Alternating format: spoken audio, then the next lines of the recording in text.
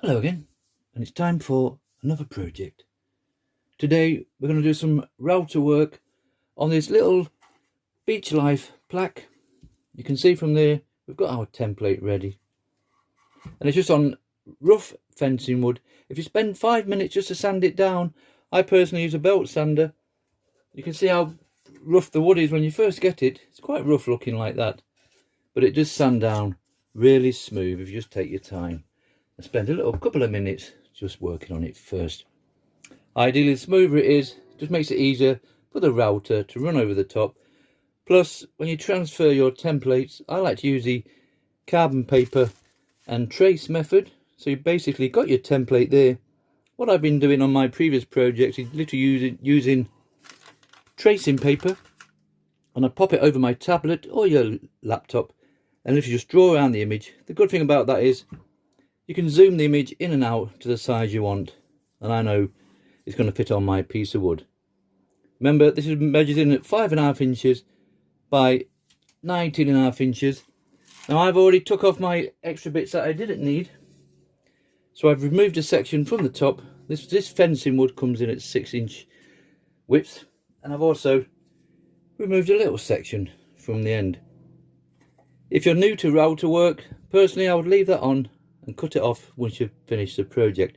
That way it'll just leave you a bit more wood for the base of the router to work on.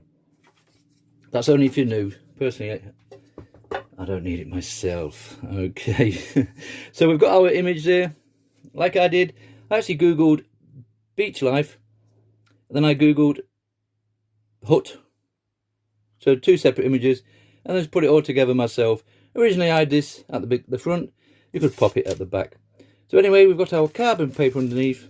I like to go around it again with a pen, and that will nicely transfer the image on, as you can see from there. There is other methods. You could print out this paper and use thinners or acetone, I believe, and do a reverse image. Stick that down there and then rub over the back, and it will transfer it over. I've actually did one transfer on baking paper. Just too much hard work involved. I do prefer the carbon paper and trace. We've got no problem with that whatsoever. Now today we're going to do outset lettering. So basically we're going to remove all the background, leaving these letters raised up by roughly 3mm. I have a little gauge of mine as I set it to, and we're just going to remove all this right up to the framework. We'll just leave that nice frame all the way around, and we will route out in between all the letters and in between the B and A's and so on. Once it's all nicely done, we'll see what it looks like as regards to painting. Some of these are just nicely left with pure wood and a bit of linseed oil, a bit of spray, or a bit of stain on the lettering. We'll see what it looks like, and I might put some colour in the background, a red up to yellow to orange or whatever, and then a nice blue for the lettering. Things change as we go along, so we'll look into the painting side towards the end. Okay, we've got our image on there. We're all good to go. Now the bits I like to use, and there is different bits out there, profile bits, fancy things, fancy prices. I like to use these little CNC bits, like so. They come in different degrees. That's the 20 we're using today. You can get 10s, 15s, 30s. I believe there's 60s out there somewhere. I've never used them personally. And I'm going to do all the lines first. Remember, when you route out up to the line. Do not route on the line. So we're doing outset, so we'll route out this section and we'll come up to that line there. And then we'll come up to the line on that side. If it was inset, like I say, we'll remove the inside of the letters. Come up to that line and come up to that line. If you're going to route on the line, if you had a small section like this section here, remember it's 3mm wide is that. So let's say roughly 1.5 meters on the line, 1.5 millimeters on that side. That gap there has already gone in 2 millimeters narrower than it should be. So you route up to the line always. So we'll pop the 20 degree into our adapter collet, which just fell on the table somewhere. And that's just a little thing like that. That will make your router a 1/4 inch router. If you've got an 1/2 inch router shank shaft, should I say, you'd obviously want a bigger adapter. That's a 6.35mm. And And we're going to pop in the 3.175mm CNC bit into the silver end like so. And we'll pop that into our router, set it to the depth we want, and we'll start doing all these lines out on here. Once we've done all the lines, obviously, we're going to have to clear the background. Normally I would use these end milling bits. I've used these on most of my projects and I've certainly got no issues with them. They clear out nicely. Plus they have a rough base on them, so they actually sand out the bottom at the same time, if that makes sense. But because there's quite a lot of work on here, and you could do it with that, no problem whatsoever. It's just a little bit more time consuming, but I'm in no rush. So for the clear out on this one, we're going to pop on one of these straight flush router bits. They come in different sizes. I certainly wouldn't use a big one like that. It's far too aggressive. If you catch the end of one of those letters, that will snap that off, no problem whatsoever. So I'm going to go for the smallest one, which is a 1/8 bit, a little bit like that. These are fairly worn now, so I am due some more bits. I have been ordering my bits on a side note, the CNC bits, and I keep getting emails back saying they've sent them back, they're inferior. I just don't know, they're struggling to find them nowadays, but they're out there, Amazon or eBay for your CNC bits, and same for your end milling bits and your straight flush bits. So we'll pop one of those on and draw the background, and then we'll look on further down. Okay, that's enough talking. I do apologise if I'm talking too much on my videos. I do try and base them all on the beginner that's basically just stumbled upon my channel and somebody that has no idea what they're doing. And it's just same thing all the time. I do tend to waffle on a little bit, but I appreciate that some people out there have no idea and they're new to the world of routing and scroll sawing. Okay, enough talking, like I say. Let's start routing this one out. Right, we've got our CNC bit in the router there nicely. We've just got enough showing through. Here's a little depth gauge I made. Now you can purchase these or fancy digital devices. I literally have two marks on there, a 4mm and a 3mm. 3mm one obviously is about the same thickness as the CNC bit, 3.175. I'll call it 3mm now for me. And that's basically what I use on all my projects for now. I've done deeper ones, no problem. And it's a personal thing. There's no set rules say it's got to be done at a certain depth. So there's our little 3mm one. And all I would do is put my router on there, like so. Lower that down, tighten it in place, and then you can see that is set at 3mm. And if you go away and do another project, you can come back and reset it again at the same depth. Okay, we're going to start routing this one out. We'll show you a couple of letters. It's basically the same thing all the way through.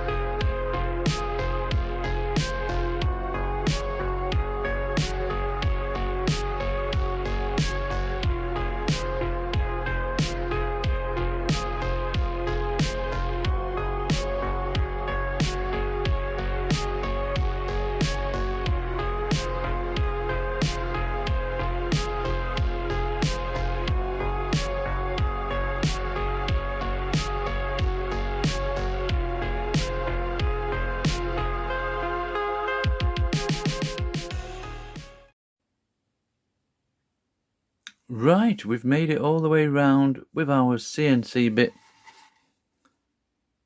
Now it's still rough and ready at the moment in time, but we will be tidying this all up with a Dremel and good old engraving bits and a bit of sandpaper just to smooth it all out. But we'll get the general idea from there, and that's good enough for what we want today. Now what we've got to do next is to do the actual frame on this.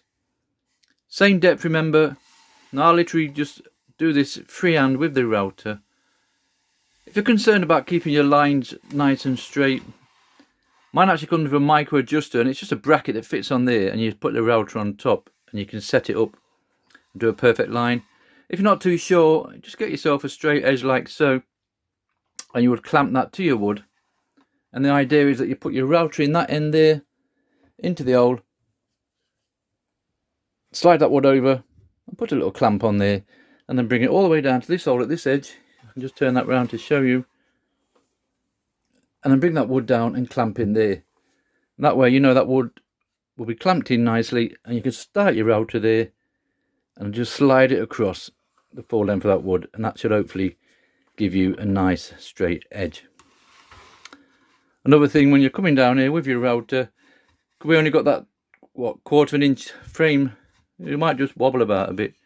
So if you get yourself a piece of wood of the same thickness, remember, and then when we come down with the router like that on there, we've got our clamp over there, and you can rest on there at the same time. That just gives you a bit more surface for your router to run on, like so.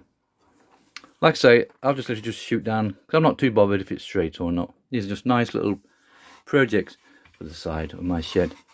Okay, I'll quickly go around this, and then we'll come back when we start removing the backer.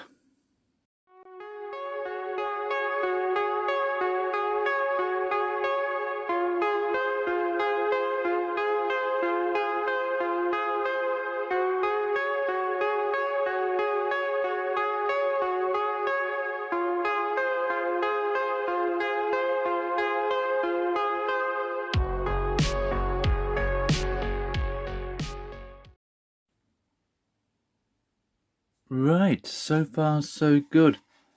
You can see from that we've made it all the way round. So we've made our frame basically. Now is it straight? I wouldn't have thought so. In fact, you can see it's come off there slightly, look. But we'll sort that out with the sander. We'll straighten that up. Personally myself, I don't want it to be too straight. This is a beach life plaque, something you'll find on the beach. So we don't want it too perfect. We want it to look weathered and worn and stuff.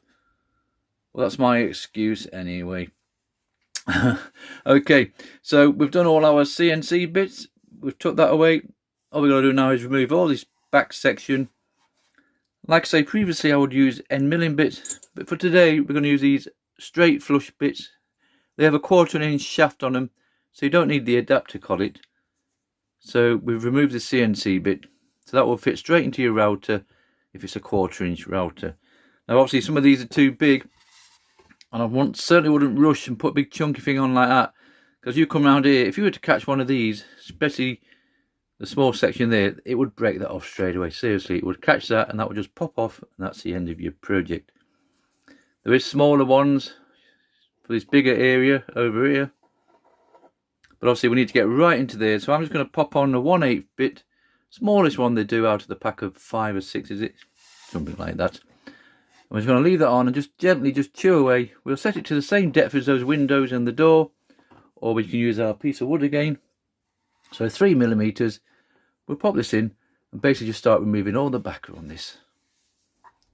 Nice and steady.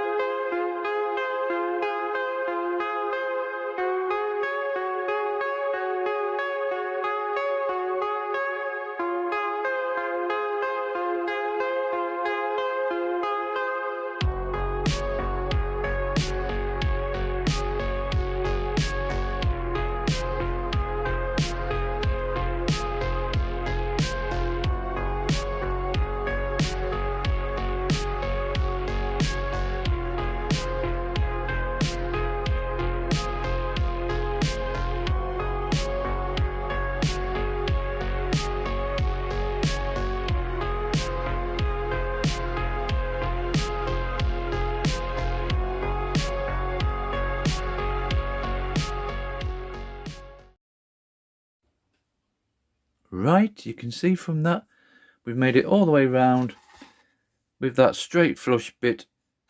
Now it's still a bit rough at this moment in time. Personally, I think I'm ready for some new bits, so always keep your bits nice and sharp. I've had these for a long time, and you can just see from that they are about done for, to be honest. But we managed another project out of it. For what you pay for them, you'd be as well just ordering some new bits. But we are going to tidy this up. I like to use engraving bits on a Dremel, just to go around these and straighten it all up, and then we'll have a bit of sandpaper, just give it a nice rubbing down, and then we'll go on to putting the slit in the back. So we'll just general tidy up first. I like to use a flexi cable on the end of a Dremel. Any rotary tool will do. Just cheap eBay specials. And for the bits, engraving bits, if you put in Dremel engraving bits into eBay or Amazon, you'll come up with these, and they're perfect for routing out with. I like to get one, should I say, tidying up with, and I like to get one with a nice flat bottom, and we'll just go in like so. Just give it all a nice general tidy out. Just get a bit of these bits that we can't get into with the router. And then it's good old bit of sanding down, bit of sandpaper, nice bit of cleaning up. This will look totally different again once we come back after we've tidied up. Okay, general cleaning up now.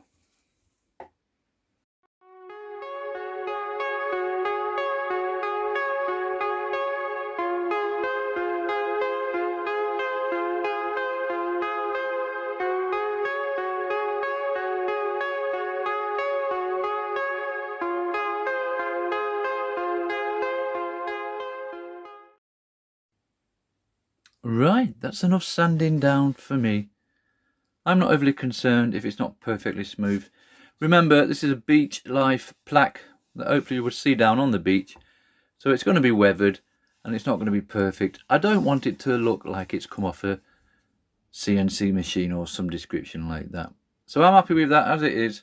That's definitely near enough for what I want once we get the paint on top. Just before that, we're going to put in a couple of slits in the back. I use these slits on all my projects. I use a T-slot bit, a 5/16. We can just about see that. 5/16. There we go. 1/4 inch shaft, so you don't need the adapter. And that is basically the bit there. This one is well worn. You can see how burnt it is. I do have one on order, but they are made in China specials, and the delivery is not the quickest in the world. But it's on its way. But for now, we'll make this one do. And the idea is, I use this little piece of wood. I use the same depth, the same kind of piece of wood, same thickness. So I know it's not going to go through the other side. And we'll pop this in the router. We set it to that depth. We know it's going to slide across. Slide it back. And there is our hanger at the back, our little slit. And the idea is you put your screw into the wall or the fence. The further you have it in, the tighter it is to fit on. So just have the edge showing. Once you put that on there, that's nice and tight to slide across, and that will hold your plaque in place with no screws or nails showing. If it's too tight, you can literally take your screw out of the wall a little bit, and that will be a lot looser. On this one, I've done the two, but it's just a larger piece, and I have something in the way I want to cover on my shed. So I'm thinking ahead on this one. So we'll quickly route out the slits. I'll show you that quickly, and then we'll get on to the painting side of things.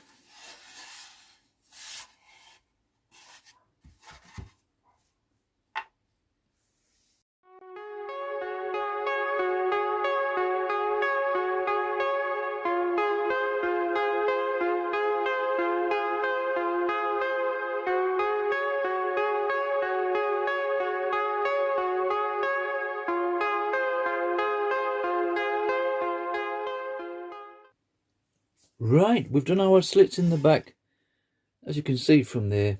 So that'll do for what we want for our little project. Now it's painting time. Sometimes it's nice to leave plenty of the wood showing, and I would just put linseed oil on, boiled linseed oil, maybe a little bit of stain on this thing itself. And then some projects just scream out for plenty of wood. And I do like a bit of paint on my previous projects, as you'll see on this shed when we finally put this one on. So just cheap acrylic paints. I like to use Crawford and Blacks. We get a bit of water in to make more of a stain and a paint. And we're just going to do the background on this one. So a bit of red, yellows, orange. We'll mix it in. And then once that's dry, we'll see what it looks like as regards to painting the beach life and the little cabin and palm tree itself. Nothing fancy. I'm not going all on painting. I'm not a painting person. So there won't be a lot of detail. It will just be silhouetted out. So it might even be painted black yet against a nice yellow and orange background. Okay, we'll go indoors and we'll give this one a little paint over. Spray over some nice yacht varnish, just to give it a little bit of a shine. and then we will be heading towards the finishing line. Let's go and get this one painted.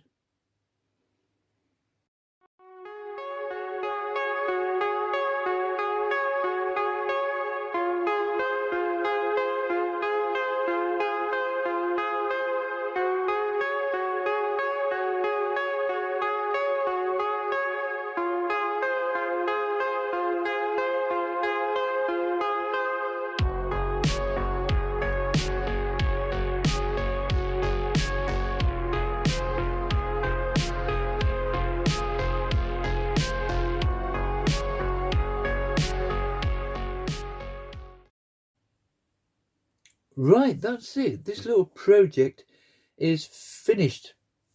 Now for the brown section of the project, I used a wood dye, Rustin's wood dye. Really nice stuff. I'm quite happy with that. Just be careful how you put it on, because it does spread well, so you don't want to go too loosely with it, or it will soak down the sides and maybe soak across into the paint. So nice gentle bits. You can always go over it again afterwards, but that comes up really nice, especially when you get the varnish on. I'm using yacht varnish at the moment. Really nice stuff. 3 or 4, if not 5 coats of that. Dries really quick. No sanding in between, nothing like that. And you can see from that, it just gives it a nice shine. We've done the sides as well, remember. We're putting our 2 slits in the back for hanging purposes.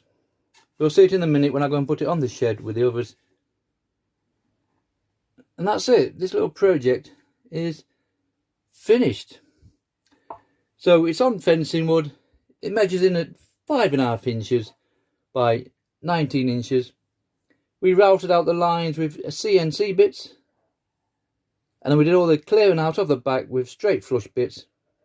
And obviously we used acrylic paints for the sky and the water, and a bit of wood dye, dark teak I used for the brown side of the project. And that's it. This little project is finished. Nice, easy projects. If you can hold a router and follow a line, there's no reason why you shouldn't do these little projects. Okay, thank you very much for watching.